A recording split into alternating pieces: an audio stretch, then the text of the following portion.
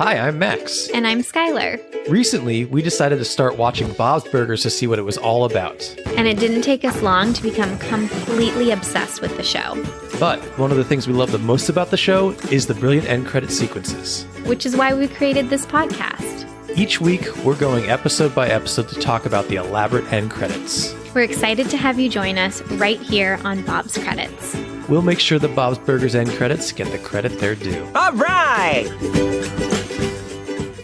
Chip chipperoo, $1 oyster fans. Me. I'm Tina. Me. I'm Tina. Me. No oysters for me. I have pretended long enough that I like them. You never pretended, but you did try very hard. I tried to pretend. You did try very hard for my sake. You powered through multiple New Orleans trips where all I eat is oysters. You're like, but they're big and plumpy and plush and... Ugh. Plush? Yeah, you like the big weird ones. I want to eat it, not sleep with it. That's my point. Disgusting. Oh, they're so good. They're so good. I'm Team Gene all across the board here. He would. Well, maybe not all across the board. We'll get into that in this episode. Okay. But before we do that, we have a new Patreon subscriber, and we have to burger pun their name.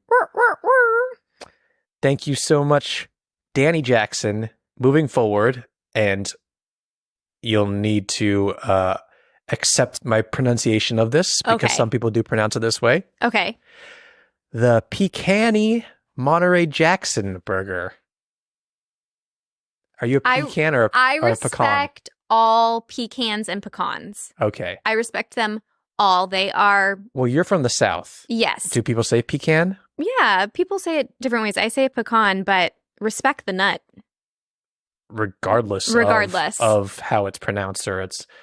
Anyway, exactly. Thank you so much, Danny, for joining us. Or sorry, Pecan-y, for joining us. We hope you're enjoying all of those bonus episodes and bonus features over on Patreon. We're so happy to have you. If you'd like all that stuff too, and you want your name burger punned here on the show, even if you don't have to have that. Just go over to patreon.com/BobsCredits. Are you ready for a little Bob pun or Max pun, Skylar? Let's get into it. I have to say, you cheated on me. I did? Last week. What? You had a burger without me. Oh, yes, I did. And I didn't mean to. Been craving a burger nonstop now. I'm sorry. We can get a burger anytime. I Can we know. get one right now? Well, sorry, guys. We got to go. I would like to go to heavy-handed maybe soon. Yeah, I would too. Yeah. Let's do it. Most expensive burger I've ever had in my life. Do you want to rant about it for a little bit? Yes, I really do, actually. Please. It was $30, which is extreme even for LA. Yeah. And it was a fine burger. There was no complaints except for how expensive it was. A burger and fries. It was just unbelievable. And my options on this menu, there wasn't many other options. Everything was around that price. Yeah. Just very upsetting. It should be against the law. I'm glad it at least tasted good, though, because you can get LA food that is that expensive and it's not good. Me too. It did taste good. Did it taste $30 good? No, it did not. Okay. Understood. And I'm very angry about it. I should name the place and dox them, and you all can go after them. Send the Bob's Burgers army down there. They're like, Bob Belcher serves them for $5. Exactly. Yeah. That man knows how to price a burger. Thank you very much. Not as a businessman, but no, but who cares about making money? Okay, are you ready for a little Bob Hunter Max pun? Yes, what are we doing? Store next door. Your first pun is Big Old Kitties, Senior Cat Adoption Agency. Sorry, what? Big Old Kitties, Senior Cat Adoption Agency. I don't get the pun. Big old titties?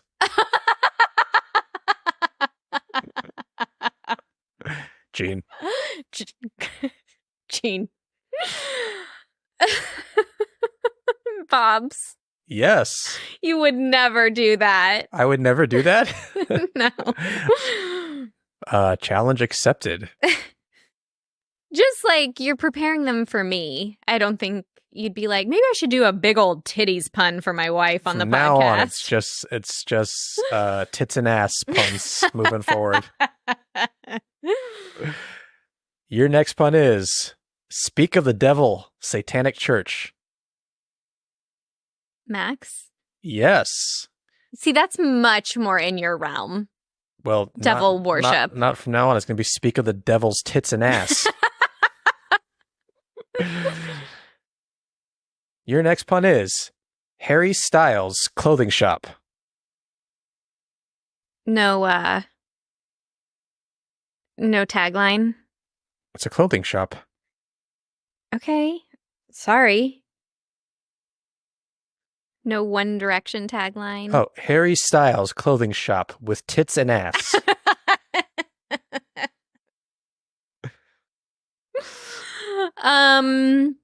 Max. Yes. And your final pun is a ton in the oven. Big and tall baby clothes. Bob's. Yes. You did it. What do You I did get? it. What You do I did get? it. Will You you buy get- me a burger? You get this shirt that says I love twins and it's just boobs. And a boob police hat? And a boob police hat, yes. Okay. And free mammograms shirt. What about FBI? Female body inspector. I'm getting you all of them from now on. Oh my I'm just going to God. go down to Venice Beach and just go to one of those stores and just swoop up all the inappropriate misogynistic shirts just for you. Yeah. Oh my goodness. Thank you. Okay, let's move on to the next section of this podcast quickly. That's my section. Yes. Max Miller. Are you Max Miller, are you ready for Skylar Sides, the fun facts before the fun facts? Dish it. Girls. Dish it. I meant my boobs, girls. I got Okay. it. I got it. I can see the little motion you're doing. Okay. I know people listening can't, but I definitely got it. All right. I have two. She did it again. Two. I have two Skylar Sides for you today. Buy one, get one free. Oh, I love that. Yeah.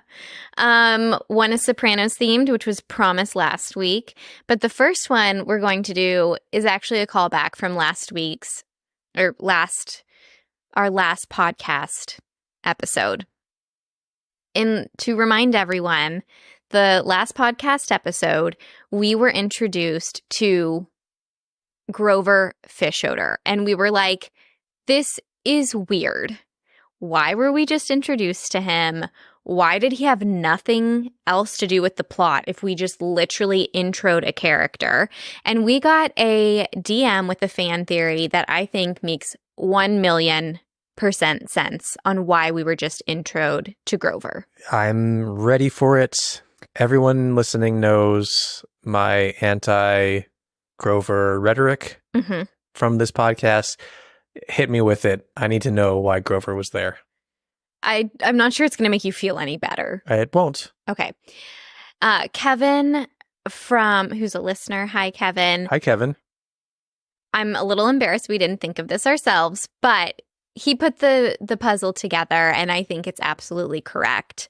I went and checked dates online, but his theory is that they needed to intro him because they were working on the Bob's Burgers movie script.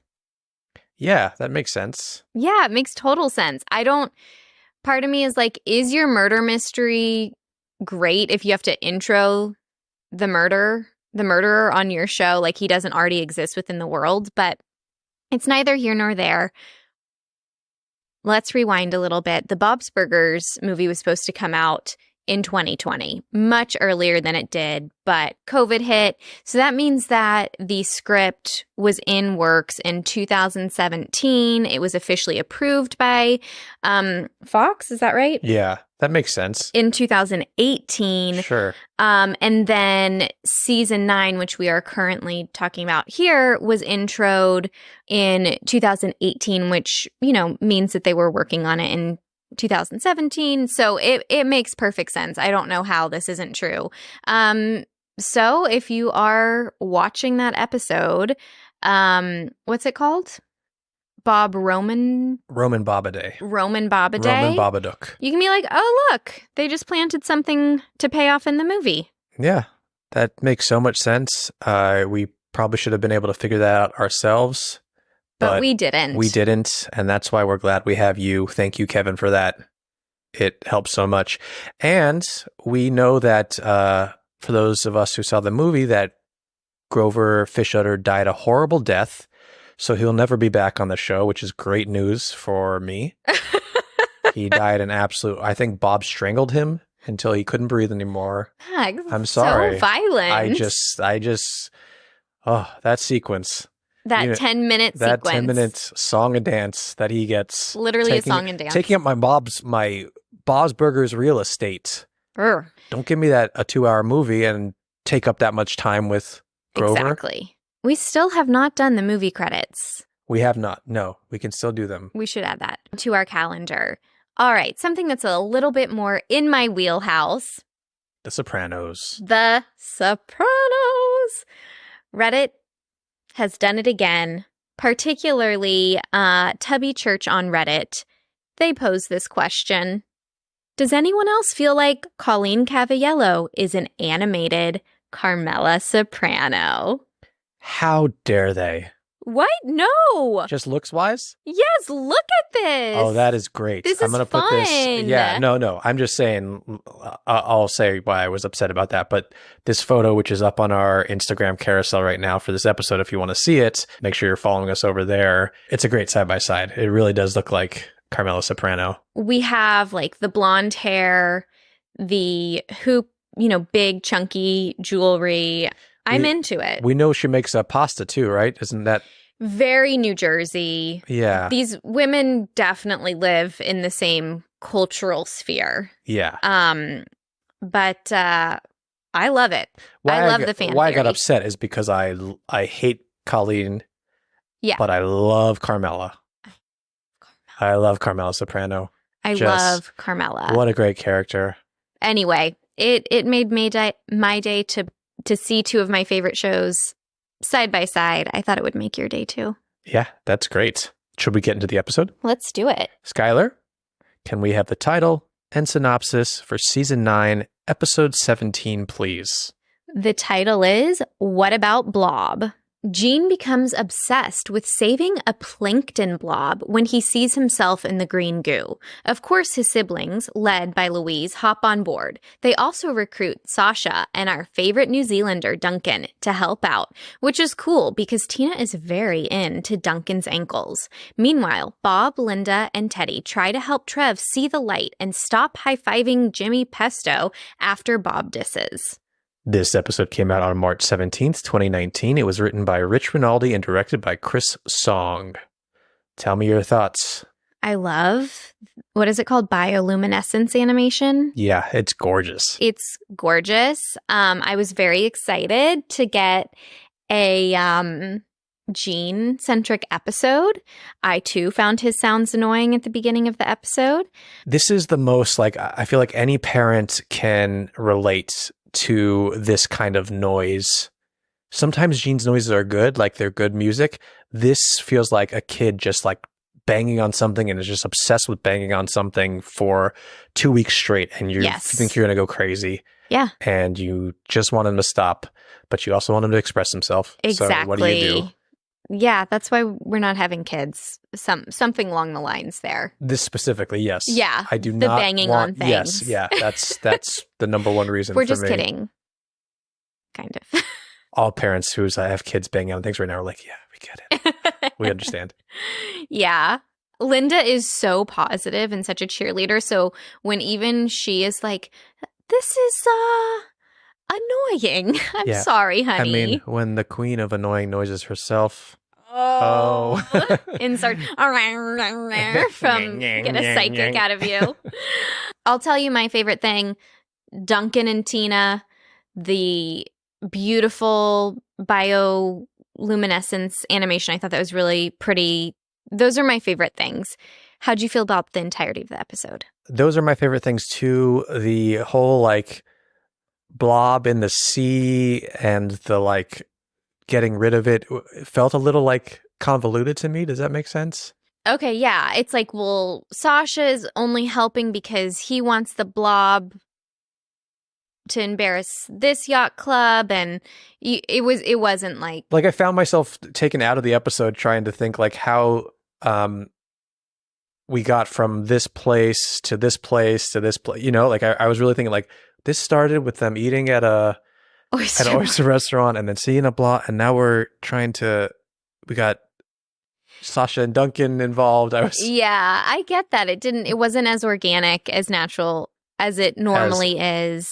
As plankton. It wasn't as organic as plankton typically is. Yeah. Yep. And it started with like a Jean emotional catharsis, then moved to nature, then I get it. I get you. This isn't going to be in my top favorite episodes ever. Yeah, same here. But I will say that the B story I enjoyed a lot more than the A story in this scenario. I really like getting to see Trev unattached from Loved it. Jimmy Pesto just as much as I like to see Ron unattached from Hugo. Yeah. That's why I ship them together. And I want them to end up together, yes. I think we're the only Bob's Burgers fans that have made that connection. Ship Trev and Ron. I think they should be together. Yeah. I'm just going to say that. But it's a great Trev episode. So good. Linda reveals some things about Bob. She does. We all know about his little beauty mark now. Yeah. Yeah. I think I know a little too much about Bob's, what do we call them? Wobbly bits on this podcast? Yeah. Yeah. If you guys didn't start at the beginning of our podcast, when we did the Valentine's Day episode where Bob does the strip tease, we did a whole segment on how the animators had to decide how well endowed Bob was. And now I know that there is a mole near his pee hole. This has been our most vulgar episode yet. Jean would be proud. Tina would be proud. Jean. So we mentioned all these characters coming back, so let's mention some voice actors who are back here. Okay, fun. We get John Daly back as Sasha. We get Rhys Darby back as Duncan. Love Duncan. The ultimate Kiwi. And the ultimate Kiwi, Rhys Darby, who is, if you don't watch Our Flag Means Death, you should watch it. He's so good. He's great, but he was one of the best parts of Flight of the Conchords, too. He's so funny. Just his voice is just so delightful, which is why it works for Duncan. As delightful as his ankles. I love Duncan, man. Bring back Duncan. We need more Duncan. He's got golden retriever energy. Oh, totally. Love it. Yeah, he's a Kiwi retriever. Yes. John Michael Higgins voices the Glencrest Yacht Club president. Okay, loved the shorts. John Michael Higgins is a great comedic actor I recognize him mostly from the Christopher Guest movies like Best in Show. Oh, amazing. But if you recognize his voice, it's because he is also the voice of Courtney's dad, Doug Wheeler. Okay, got it. Those are the voices I have for you. I have maybe like a continuity error that the fans have seemed to pick up on. We learned that Jean has a shellfish allergy. Oh, right. Is it the Lobster Fest episode? Yeah. Some lobster themed episode. Yeah. And he is slurping down those oysters. I think the fans really debate. Some are like, well, you can be allergic to shellfish, but not oysters. Da, da, da, da, da. So I think I'm going to let it fly. Slurp, baby. I mean, I've learned that I'm allergic to lobster, but I can eat everything else. So maybe there's something there. Yep. You and Jean, you're more like the new... Me and Jean, I just want to go eat $1 oysters until I get cheap sick and then or go pound on things. $1 oysters? Yeah. I think it's really cheap. That's what I thought, and it was grossing me out. Questionable almost. Yes. Yeah. But when it really comes down to it, they're all dirt sea creatures that you're pulling up from. Yeah, but some can be like left in warm air and rotting. That's true. Yeah, like not all oysters are created equal. And I know that because you have force-fed me many an oyster, and the ones we got in Seattle. Wait a second, I force-fed you oysters? Fine, I force-fed myself oysters because I was trying to be a cool girl, okay? We hadn't sealed the deal yet, okay? That you were a cool girl? No, like we weren't like official yet, okay? Oh, so you had to do the oyster thing. Yeah. That was the same trip we got the Anthony Bourdain recommended Wild Boar Sloppy Joes, though. That was a life-defining moment for me. Oh, Seattle? So that was the first time you tried oysters? No, it's just one of the trips you force-fed me oysters.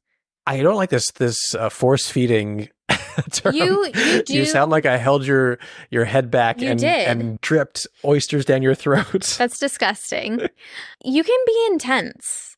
With oysters? With oysters. Okay. Yeah. I didn't realize I was an intense oyster person. I'm learning new things about me. Yeah. Anyone else out there intense oyster person? Like, you need everyone to love oysters? If you are an oyster person, you're probably an intense oyster person. Interesting. That's a good theory. Yeah. Okay, so that grossed me out, the $1 oysters. I also want to talk about Sasha's outfit.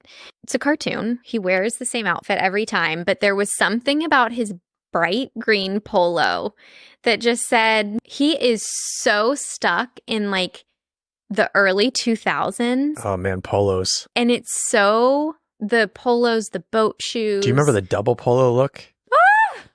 Oh my God, thank you for reminding me. I'm just going to take a stab in the dark and say you totally tried to pull that off. I 100% wore a double polo when everyone was wearing double polos. So stupid. Such great marketing. Why just... One's not enough. Yeah. You need multiple. Oh my God, I totally forgot about that. Did you have a color combo you'd Eventually, go to? you're like Joey in that, could I be wearing any more clothing? Just Abercrombie.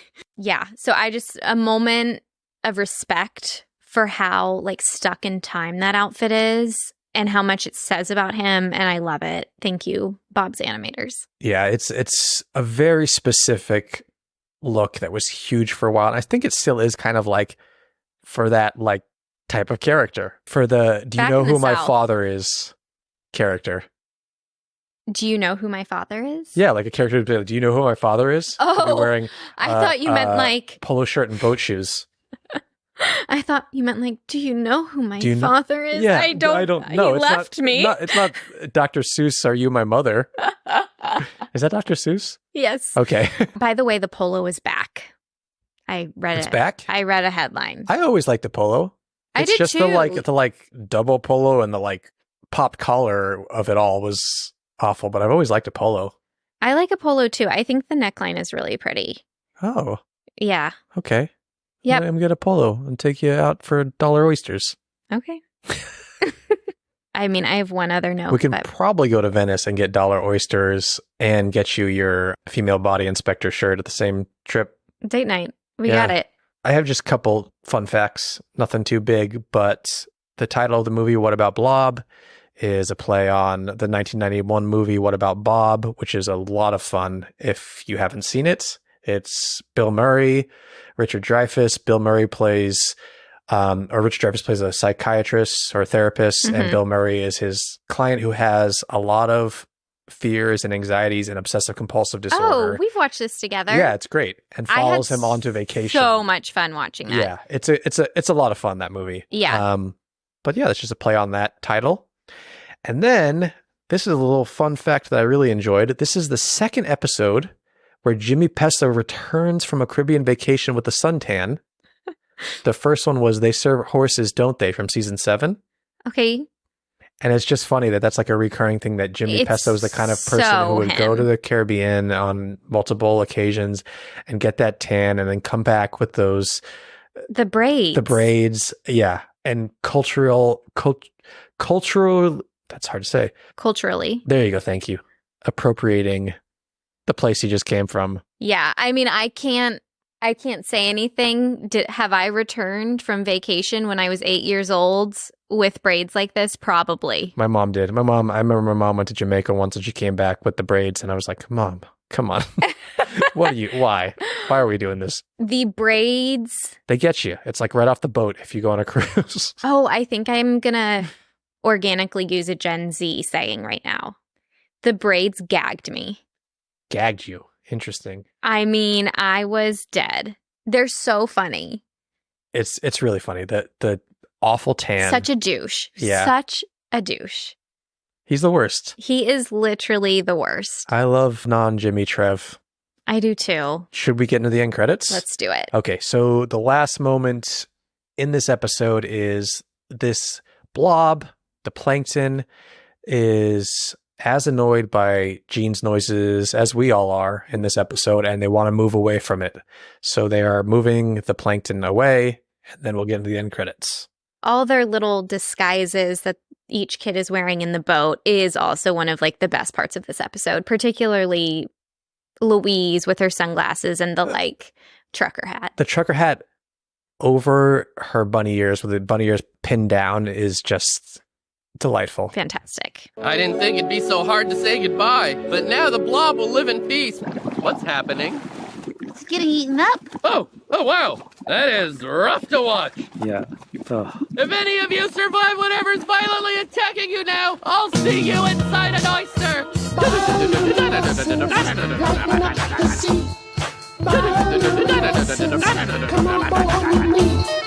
Tell me what happens as we get in these end credits. What are we looking at here? Well, we have a nighttime shot. The credits are vertically on the left side of the screen. And it's night, and we have Jean in a kayak, and we have the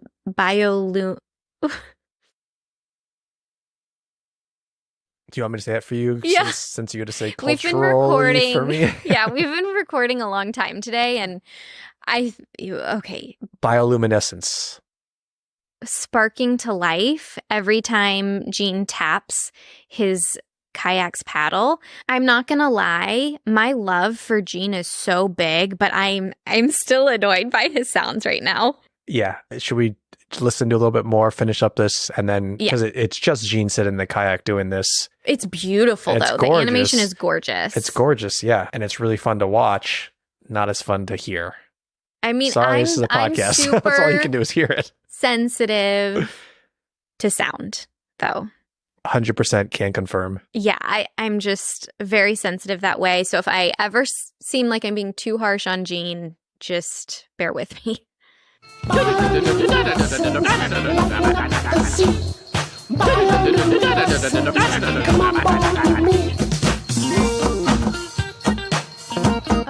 that's better.